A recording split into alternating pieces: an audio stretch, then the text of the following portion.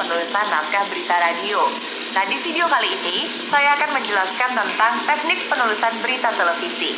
Yuk, simak videonya. Berita di media televisi dapat disampaikan dalam berbagai format. Format yang pertama yaitu reader. Ini adalah format berita televisi yang paling sederhana, hanya berupa lead-in atau teras berita yang dibaca presenter. Berita ini sama sekali tidak memiliki gambar ataupun grafik. Hal ini dapat terjadi karena naskah berita dibuat begitu dekat dengan deadline dan tidak sempat dipadukan dengan gambar. Atau bisa juga karena perkembangan peristiwa baru sampai ke tangan redaksi ketika siaran berita sedang berlangsung. Maka, perkembangan terbaru ini pun disisipkan di tengah program siaran. Beritanya dapat berhubungan atau tidak berhubungan dengan berita yang sedang ditayangkan. Reader biasanya sangat singkat. Durasi maksimalnya adalah 30 detik. Contohnya seperti ini. Format yang kedua adalah voice over atau VO. VO adalah format berita TV yang lead-in dan tubuh beritanya dibacakan oleh presenter seluruhnya. Ketika presenter membaca tubuh berita, gambar pun disisipkan sesuai dengan konteks isi narasi. Natural sound atau suara lingkungan yang terekam dalam gambar bisa dihilangkan. Tetapi biasanya natural sound tetap dipertahankan untuk membangun suasana dari peristiwa yang diberitakan. Sebelum menulis naskah berita, tentu reporter harus memilih dulu gambar yang sudah diperoleh kameramen, karena tetap saja narasi yang ditulis harus cocok dengan visual yang ditayangkan. VO durasinya sangat singkat, yaitu antara 20 hingga 30 detik. Contohnya seperti ini. Format yang ketiga adalah sound on tape atau SOT. SOT adalah format berita televisi yang hanya berisi lead-in dan soundbite dari narasumber. Presenter hanya membacakan lead-in berita, kemudian disusul oleh pernyataan narasumber atau soundbite. Format ini dipilih jika pernyataan narasumber dianggap lebih penting ditonjolkan daripada disusun. Pernyataan yang dipilih untuk SOT sebaiknya amat penting atau dramatis, bukan yang datar-datar saja. Format SOT ini bisa bersifat sebagai pelengkap dari berita yang baru saja ditayangkan sebelumnya, atau bisa juga berdiri sendiri. Durasi SOT disesuaikan dengan kebutuhan, tapi biasanya maksimal 1 menit. Contohnya seperti ini. Format yang keempat yaitu voice over sound on tape atau VOSOT. VOSOT adalah format berita TV yang memadukan voice over dengan sound on tape. Lead-in dan isi tubuh berita dibacakan presenter.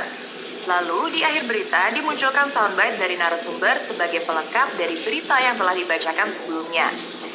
Format VOSOT ini dipilih jika gambar yang ada kurang menarik atau kurang dramatis. Namun, ada pernyataan narasumber yang perlu ditonjolkan untuk melengkapi narasi pada akhir berita. Total durasi sebaiknya tidak lebih dari 60 detik. Di mana sekitar 40 detik untuk VO dan 20 detik sisanya untuk soundbite. Contohnya seperti ini. Format kelima yaitu package. Pada format package, hanya lead-in-nya yang dibacakan presenter. Tetapi isi berita merupakan paket terpisah yang ditayangkan begitu presenter selesai membaca lead-in. Paket berita ini sudah dikemas menjadi satu kesatuan yang utuh dan serasi antara gambar, narasi, soundbite, dan bahkan grafis. Lazimnya, berita ditutup dengan narasi. Format ini dipilih jika data yang diperoleh sudah lengkap, gambar yang didapat juga dianggap cukup menarik dan dramatis. Kalau dirasa penting, reporter dapat muncul dalam paket berita tersebut atau stand up pada awal atau pada akhir berita. Durasi untuk format package maksimal sekitar 2 menit 30 detik. Contohnya seperti ini. Format keenam yaitu Vox Pop. Vox Pop berasal dari bahasa Latin Vox Populi yang berarti suara rakyat. Isi Vox Pop adalah komentar atau opini dari masyarakat tentang suatu isu berita. Misalnya, apakah mereka setuju jika iuran BPJS Kesehatan dinaikkan? Atau apa pendapat mereka soal RUU KUHP? Jumlah narasumber yang diwawancarai sekitar 4-5 orang dan diusahakan mewakili berbagai kalangan, tua, muda, laki-laki, perempuan, dan sebagainya. Durasi Vox Pop sebaiknya singkat saja dan langsung menjawab pertanyaan yang diajukan. Contohnya seperti ini. Selanjutnya, saya akan menjelaskan tentang struktur penulisan berita televisi. Ada perbedaan besar antara menulis naskah berita untuk didengar dan menulis untuk dibaca. Narasi berita televisi yang baik memiliki awal atau pembuka, pertengahan, dan akhir atau penutup. Awal atau pembuka yaitu setiap naskah berita membutuhkan suatu pengait atau hook atau titik awal yang memberikan fokus yang jelas kepada pemirsa.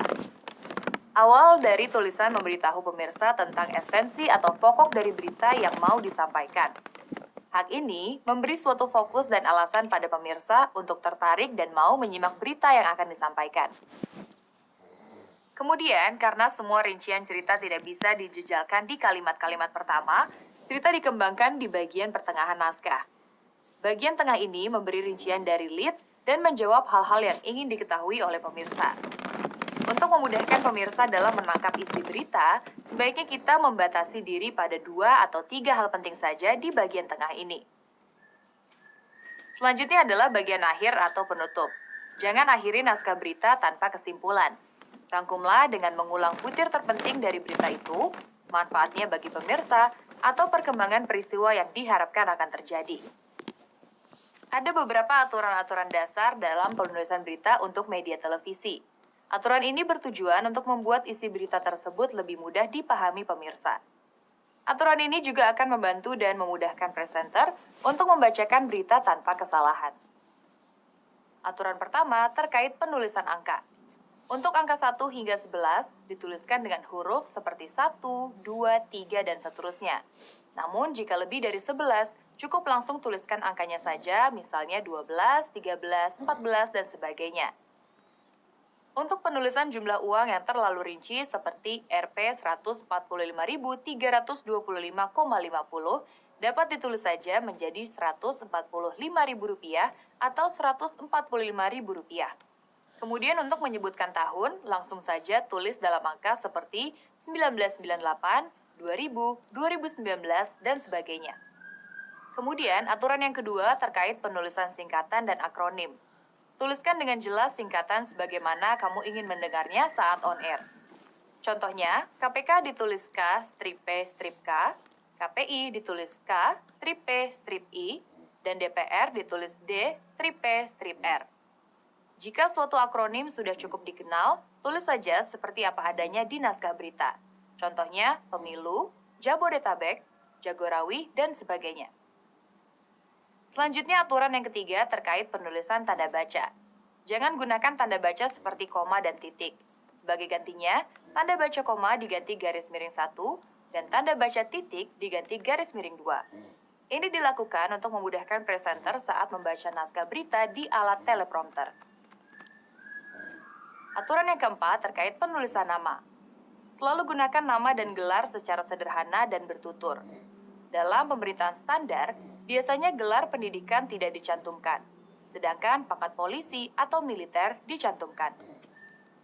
Baik dicantumkan atau tidak, gelar atau pangkat tersebut hanya perlu dicantumkan pada penulisan pertama saja dan tidak diulang. Contoh, Kapolri Jenderal Idam Aziz mendatangi gedung PBNU untuk bersilaturahmi dengan pimpinan lembaga tersebut. Idam mengatakan, silaturahmi ini merupakan bentuk penghormatan kepada institusi agama dalam menjaga NKRI. Nah, sekarang kamu sudah mengetahui tentang teknik menulis berita televisi. Di video selanjutnya, kita akan belajar tentang teknik menulis berita di media online. Apa saja sih prinsip-prinsip dan juga teknik yang harus dipatuhi saat menulis berita untuk media online? Apakah berbeda dengan teknik-teknik penulisan berita untuk cetak, radio, dan televisi yang sudah kita pelajari sebelumnya? Penasaran? Yuk kita pelajari di video selanjutnya.